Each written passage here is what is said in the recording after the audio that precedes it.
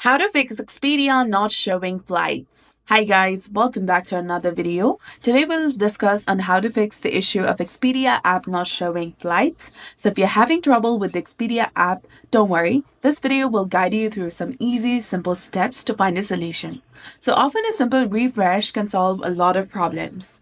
To refresh the page, you can open the Expedia application, log into your specific account, and swipe down from the top of the screen until you see the logo appear.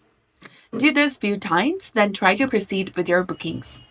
Another thing you can do is clear the browsing history or cache if you're using a website. So go to settings, scroll down and go to apps. Then from here, simply search for Expedia application.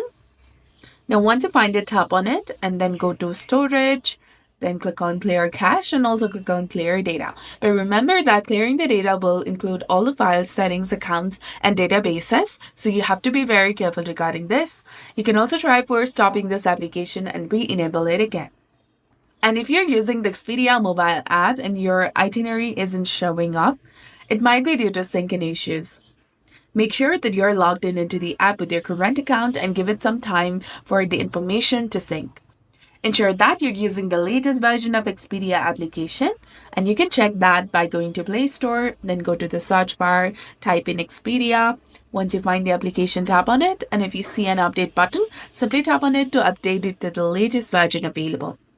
Now, if the problem still persists after trying all the above steps, it's best to contact Expedia's customer support for further assistance, and they will be able to help you resolve the issue. So if you found this guide helpful, please consider leaving a like and subscribing to our channel. Thanks for watching. See you in the next one.